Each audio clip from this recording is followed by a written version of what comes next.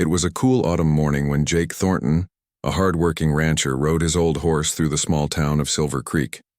Silver Creek was a quiet place, hidden between tall, rocky hills in the west. The town wasn't much more than a few dusty streets and a handful of wooden buildings. Most of the people there lived simple lives working on farms or ranches.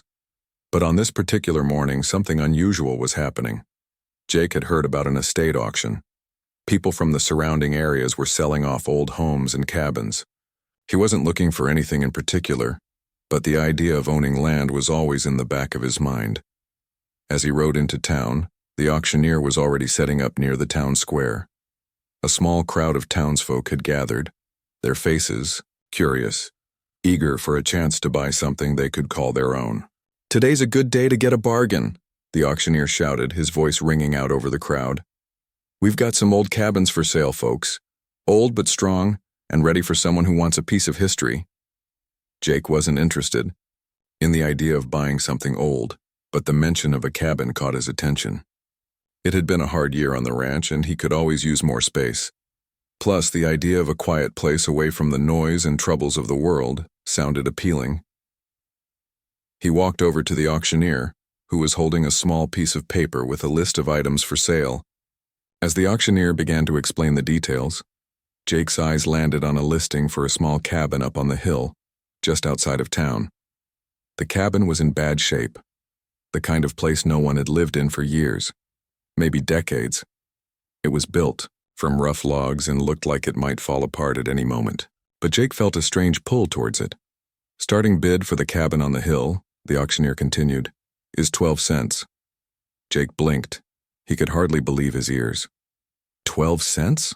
For a cabin? That was nothing. He glanced around at the crowd. Most people seemed uninterested. A few muttered to each other, clearly thinking it was too much trouble for so little money. But for Jake, 12 cents was a small price to pay for the chance to own land. Without giving it a second thought, Jake raised his hand. "I'll bid 12 cents, he said, his voice steady. The auctioneer looked surprised, but quickly nodded. "Sold. To the man on the horse. 12 cents. Jake felt a surge of excitement. He had done it. He had bought the cabin. Sure, it was old and probably falling apart, but it was his now. He grinned as he pocketed the small piece of paper that proved he was the new owner. The crowd began to disperse, moving on to other items, but Jake stayed behind, staring up at the hill where the cabin stood. It wasn't much to look at from a distance. The cabin was small, with dark weathered wood that looked like it had been battered by years of storms. The roof was sagging, and one of the windows was broken. It looked abandoned, lonely, and forgotten.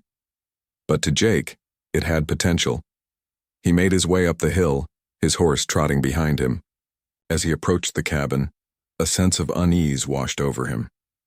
There was something about the place that felt different, though he couldn't quite put his finger on it. It was as though the land itself was holding a secret, a story it had been waiting to tell.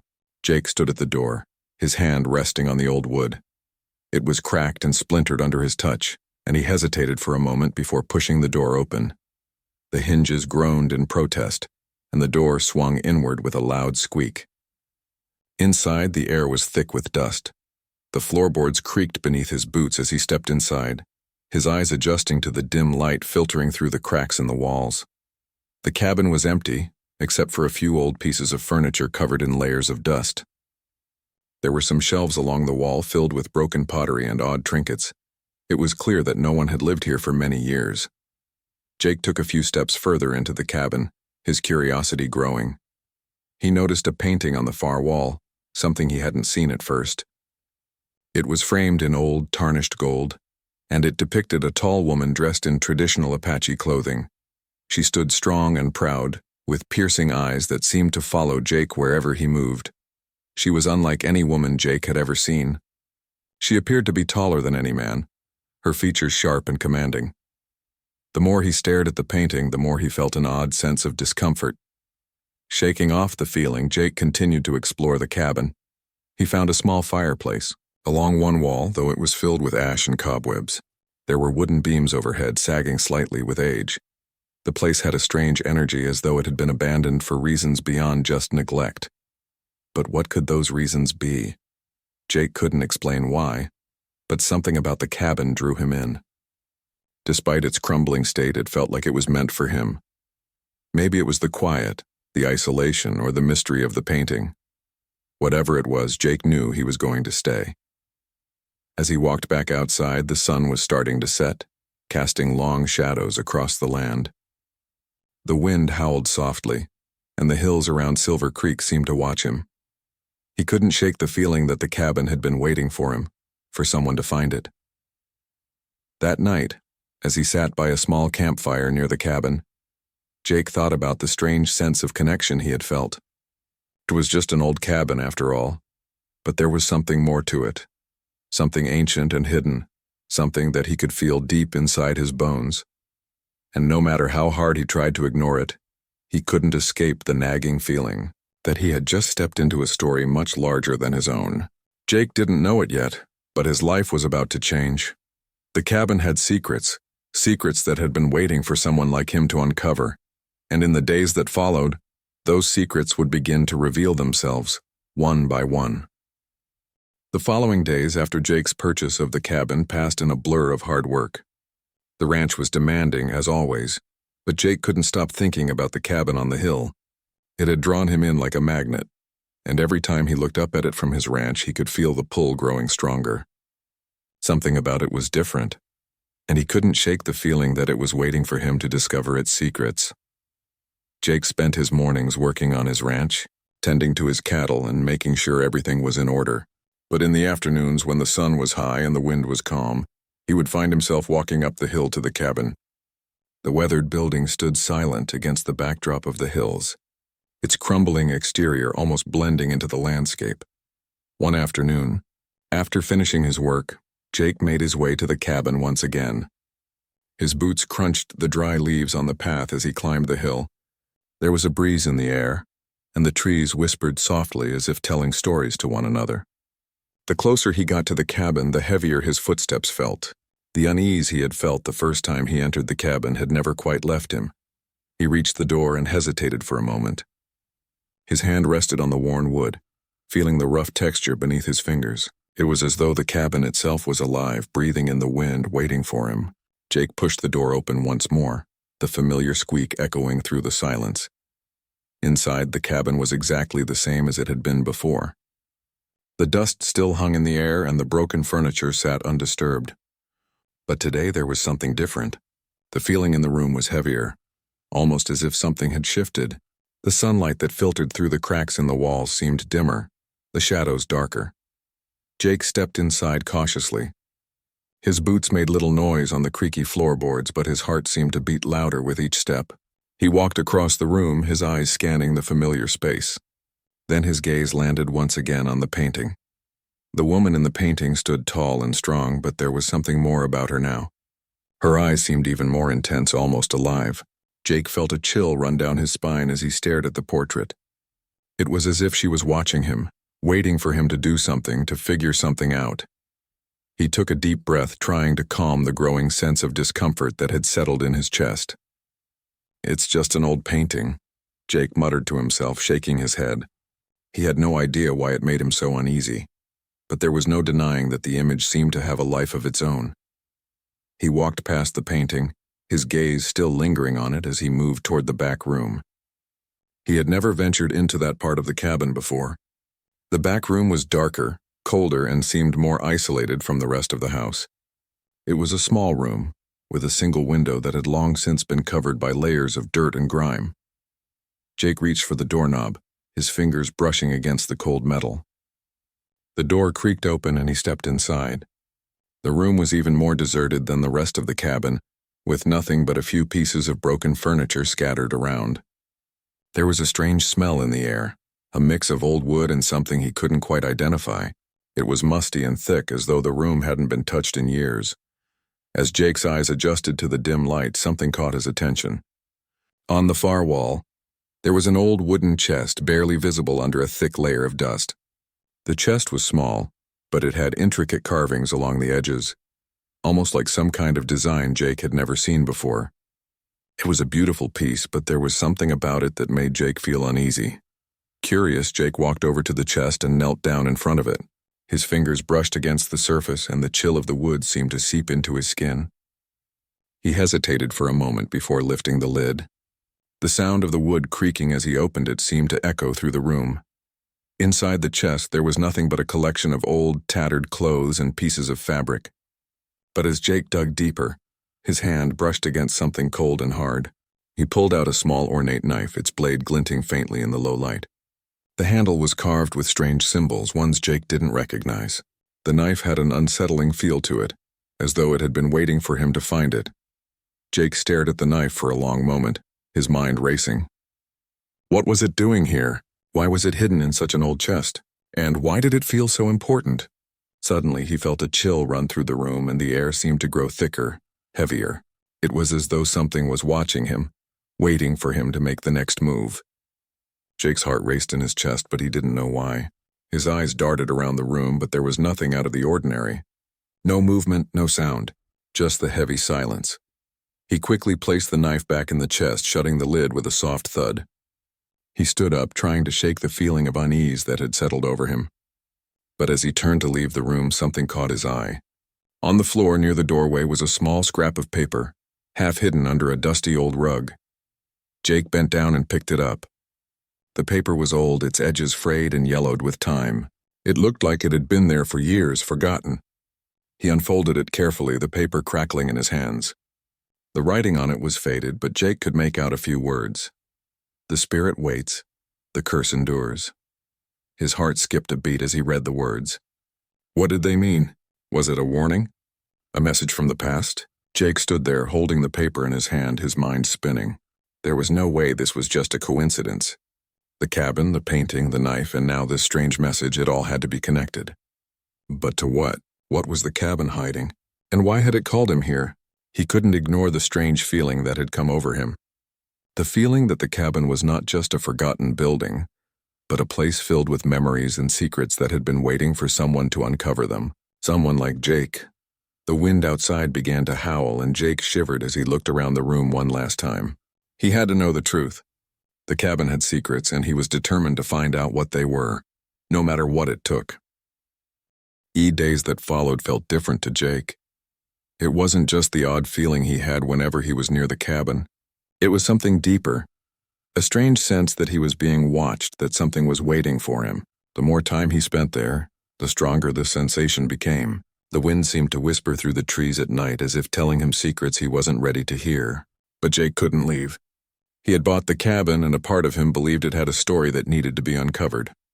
One cold afternoon, Jake decided to return to the cabin again. The ranch was busy with chores, but he felt a pull, an irresistible urge to know more. He couldn't shake the image of the strange knife he had found, and the unsettling message on the paper. What was the curse? And who had left it there? Was it just the ramblings of someone who had once lived there? Or was there something more? The sun was starting to set as Jake climbed the familiar hill. The sky was painted with shades of orange and pink, casting long shadows across the land. When he reached the cabin, the door creaked open as he pushed it with a familiar motion. But as soon as he stepped inside, he felt a cold chill in the air. It wasn't just the drop in temperature. It was as if the cabin itself was holding its breath. Jake stood still for a moment, trying to calm the uneasy feeling that washed over him. The painting of the woman still hung on the wall, her piercing eyes staring back at him. Her expression seemed to have changed again. This time there was something more in her gaze, something almost like a warning. Jake didn't know why, but he felt as if she was trying to tell him something, to give him a message. He shook his head, trying to dismiss the thought. It's just a painting, he muttered, walking away from it. He had bigger things to worry about. The room was silent, the only sound the soft creaking of the floorboards beneath his boots. Jake made his way past the broken furniture and dust-covered shelves toward the back room. As he approached the door, his heart began to race. He had never been back there since he found the chest with the strange knife. Something told him it wasn't a coincidence. There had to be a connection between the knife, the paper, and the rest of the cabin. What was hidden in that room? And why did he feel like he was being drawn there? With a deep breath, Jake turned the handle of the door and stepped inside. The air felt thick, heavier than before. The room seemed darker, colder, as though the shadows had grown deeper in his absence. Jake's eyes scanned the room, searching for anything that might give him a clue. The chest was still there, just as he had left it, but there was something new in the room that caught his attention. A rope hanging from the ceiling. Jake froze. The rope was thick, old, and tied in a knot that hung just above his head. It swayed gently in the air, as if disturbed by something unseen. The sight sent a chill through him, and his thoughts immediately went to the strange message he had found earlier. The spirit waits, the curse endures. Why was there a rope here? And why did it feel like the room was holding its breath, waiting for something to happen? His gaze shifted to the far wall, where he had found the scrap of paper earlier. It was still lying on the floor, now covered by a thin layer of dust. As Jake walked over to it, he felt a strange sense of dread. What if he was wrong? What if there was something truly dangerous about this place?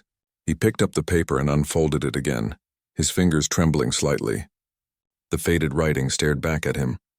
The spirit waits, the curse endures. The words felt heavier now, like they were meant for him, like he had a role to play in whatever had happened here. Suddenly, a sound echoed through the cabin, soft, almost like a whisper. Jake froze. It was coming from the back room. He wasn't sure if it was his imagination or if the wind was making strange noises through the cracks in the walls, but the whisper sounded almost like a voice. "Who's there?" Jake called out, his voice shaky but determined. There was no answer, only silence. The rope continued to sway gently, and the room felt colder still. His breath was visible in the air, a sign that the temperature had dropped even further. As Jake stepped closer to the rope, he felt an odd pressure in his chest, as though the air itself was thickening. His heart began to race again. Something was wrong. There was no denying it now. The feeling of being watched grew stronger, and the shadows seemed to shift, creeping across the room like living things. He reached up to touch the rope, his fingers brushing against it. As soon as his hand made contact, a cold jolt ran through his body, as if an electric shock had passed through him. Jake yanked his hand back, his heart pounding in his ears. The feeling of dread intensified, and it was as if the room itself had come alive, pressing in on him from all sides. Suddenly the room grew even colder, and Jake could see his breath in the air more clearly. The shadows near the corner of the room seemed to shift, moving as though they had a life of their own. He turned, his eyes scanning the corners of the room. That's when he saw it. There, in the corner of the room, was a figure. At first it appeared to be a shadow, just another trick of the light. But as Jake's eyes adjusted, he saw that it wasn't just a shadow, it was a figure, tall and imposing, standing still as if it had been there all along, watching him. The figure was cloaked in darkness, but Jake could make out its outline, a tall, slender figure with long hair that seemed to move in the air. The woman from the painting. She was standing in front of him now, her eyes glowing with an intensity that sent a shiver down his spine. Jake's breath caught in his throat. "Who are you?" he whispered, his voice barely audible. The figure didn't answer. Instead, it took a step toward him, and Jake instinctively took a step back. The coldness in the room grew stronger, and the shadows seemed to close in on him. He could feel the weight of the figure's gaze on him, and the silence was deafening. Then, just as quickly as it had appeared, the figure vanished, leaving Jake standing alone in the dark, his heart pounding in his chest. The room was still. The rope swayed gently in the wind, and the temperature seemed to return to normal. But Jake knew that something had changed. Whatever that figure was, it was real, and it had been waiting for him. The curse was real, and now Jake was part of the story. The strange encounter in the cabin left Jake shaken. He couldn't shake the feeling that something had just brushed past him, something ancient, something alive. His mind raced with questions. What was that figure?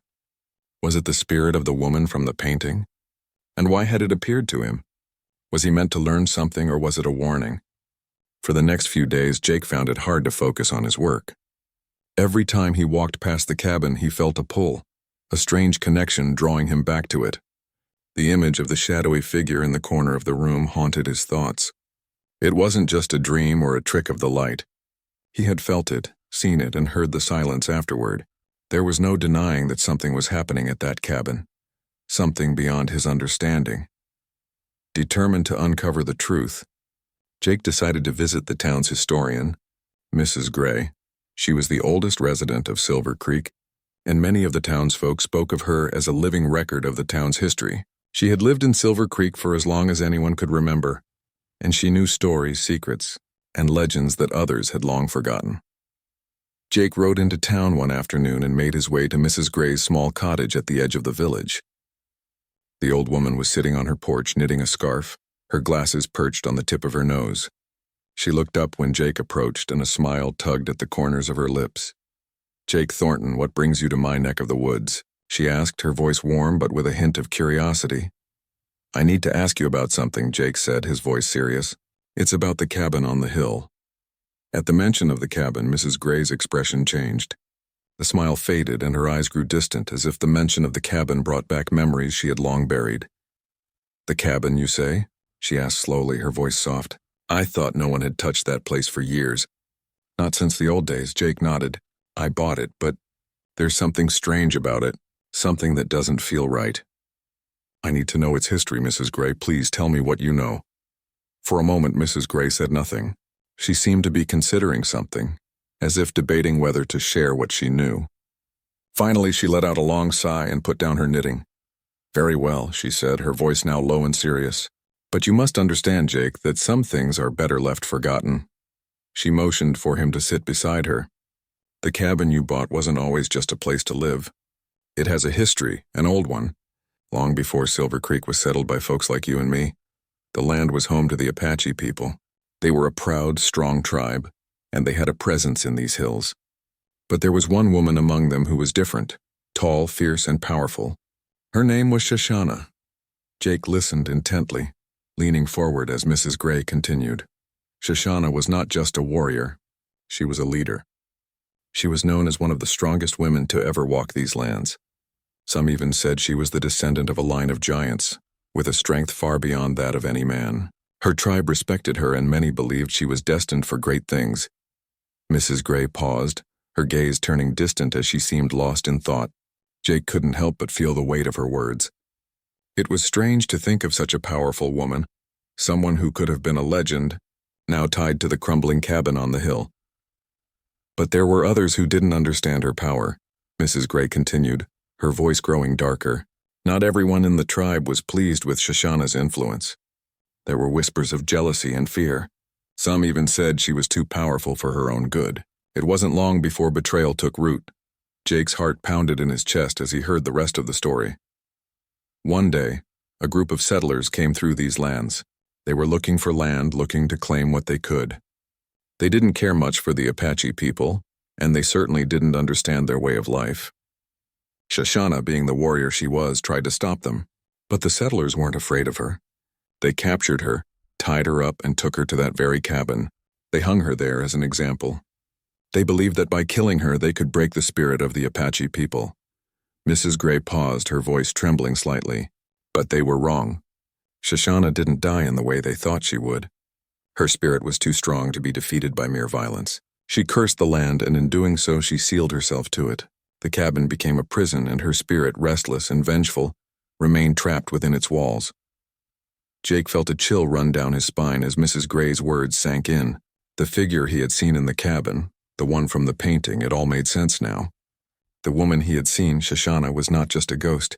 She was the trapped spirit of a powerful warrior, one who had been wronged in life and was now cursed to wander the land forever. "Is that why the cabin feels wrong?" Jake asked, his voice barely a whisper. Mrs. Gray nodded gravely. "Yes, the curse lingers there. It is a powerful thing, born from the pain and anger of a life cut short. Those who have tried to live in that cabin have often disappeared or gone mad. It's not just a house. It's a place of sorrow and rage." And now, Jake, you've unknowingly stepped into her story. Jake felt a heavy weight settle in his chest. He had always believed in hard work and logic, never giving much thought to superstitions or legends. But this was something different.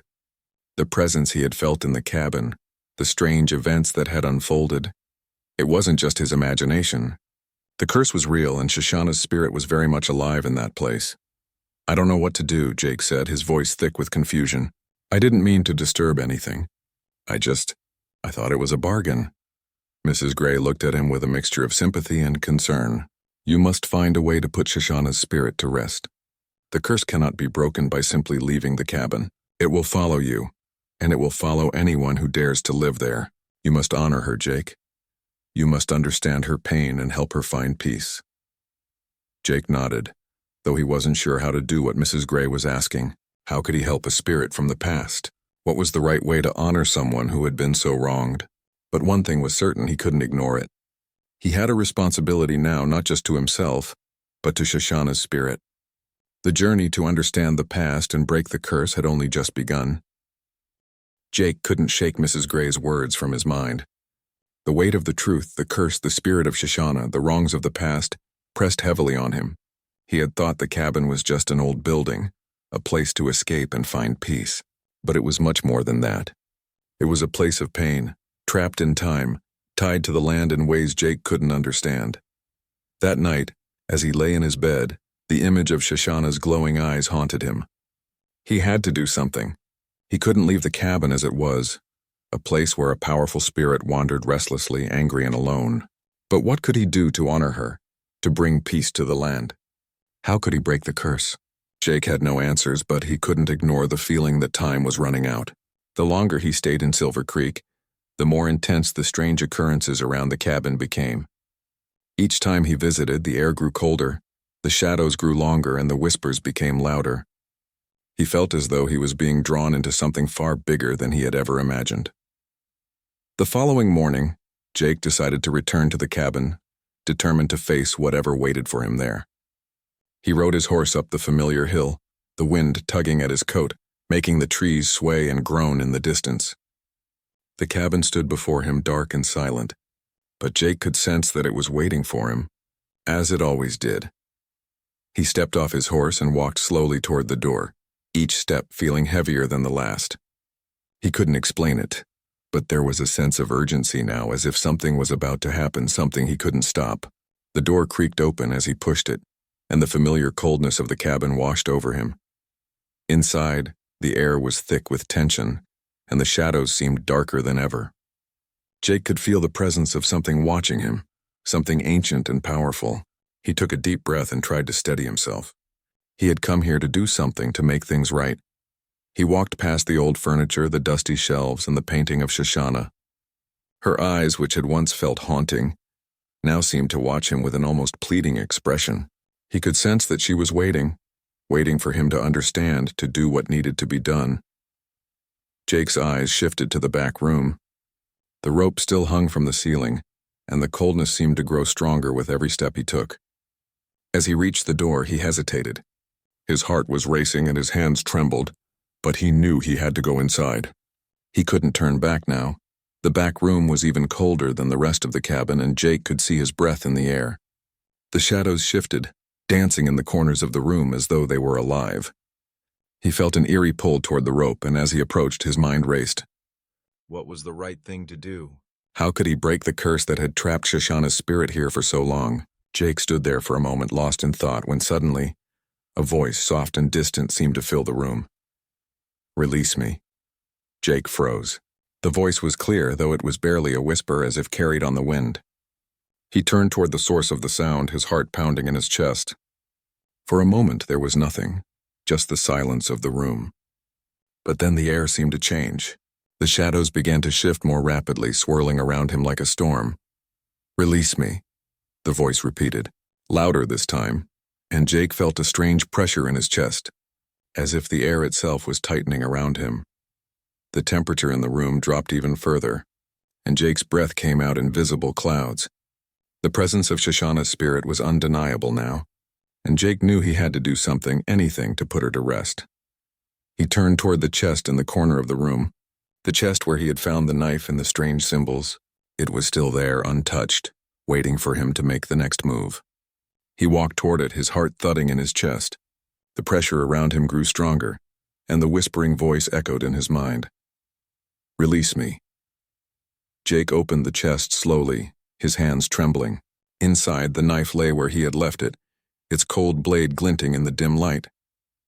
The symbols on the handle seemed to glow faintly, as if calling to him. He picked it up carefully, feeling the chill of the metal against his skin. He didn't know why, but he felt that this knife was important, that it held the key to Shoshana's release. It was as if the spirit had chosen him to be the one to set things right. He had to use the knife to break the curse to free her from the land she had been trapped on for so long. With the knife in his hand, Jake turned toward the rope hanging from the ceiling. The shadows in the room seemed to darken further, and the temperature dropped to an unbearable level. The voice filled his mind again. "Release me." Jake took a deep breath and stepped forward, holding the knife firmly in his hand. He reached for the rope, his heart racing. He didn't know if this was the right thing to do, but he couldn't turn back now. As his fingers touched the rope, the room seemed to tremble, and the shadows in the corners of the room danced wildly. The pressure around him intensified, and he could feel the presence of Shoshana's spirit more clearly than ever. It was as if she was right there with him, watching, waiting for him to make the final move. With a swift motion, Jake cut through the rope. The room seemed to gasp, the shadows swirling violently around him. For a moment, everything was still, and then the air began to clear. The oppressive weight that had filled the room lifted, and the coldness began to fade. The voice in Jake's mind grew quieter, almost as if it was thanking him. The shadows slowly settled, and the temperature returned to normal. Jake stood there holding the knife in his hand, his heart still pounding in his chest. He didn't know what had just happened. He didn't know if he had truly freed Shoshana's spirit or if something else had taken place. But one thing was certain. Whatever curse had bound her to this land seemed to have broken. The cabin was still, the air lighter than it had been in days. Jake looked around, unsure of what to do next. He felt a strange peace settle over him, as though the spirit of Shoshana had finally found rest. He turned and walked out of the cabin, leaving the door open behind him. As he looked back at the building, it seemed less ominous, less foreboding. The land around it felt different, quieter, as if it had been cleansed of the darkness that had once haunted it. Jake rode down the hill, a sense of calm settling in his chest. The journey had been strange, frightening, and yet in the end he had done something important. He had helped a spirit find peace, and in doing so he had set the land free. As he looked ahead to the horizon, Jake felt a quiet sense of satisfaction. The past had been honored and the curse had been broken. For the first time since he had bought the cabin, Jake felt at peace.